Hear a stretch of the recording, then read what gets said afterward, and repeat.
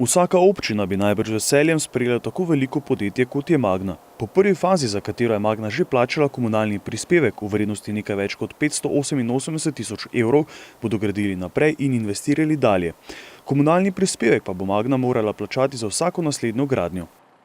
Za vsak objekt, ko date vlogo za gradbeno dovoljenje, je potrebno upravna enota lahko po uradni dolžnosti pošlje vodilno mapo dotični občini, kjer se izračuna komunalni prispevek, ki ga mora investitor pred izdajo gradbenega dovoljenja plačati.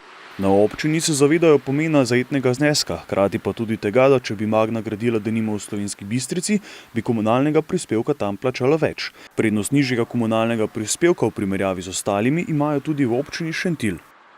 Občina Šentilj je v primerjavi z sosednjimi občinami dosti ugodna. V povprečju je občina Šentilj pri komunalnem prispevku, vseh komunalnih prispevkov, približno 30% ima nižji komunalni prispevek. Nižji komunalni prispevek, več investiranja, bi lahko bila neka laična ocena, ki pa ne velja za vse tipe investiranja.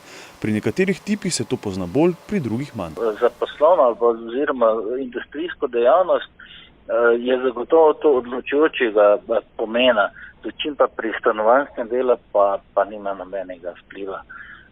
In jaz lahko trdim samo to, da je v prvi vrsti za investitorja, ko gre za poslovno ali pa industrijsko dejavnost, pomembna lokacija.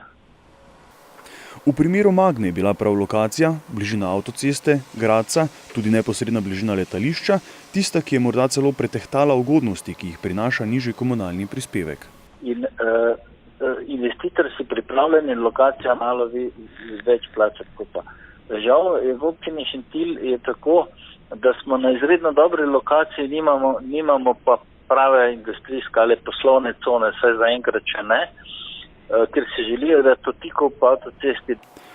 Visok komunalni prispevek na drugi strani pa lahko pomeni ravno obratno. Investitorja kljub morda odlični lokaciji prisili v to, da investira blizu, vendar ne na lokaciji, ki je bila predvidena v osnovnem načrtu.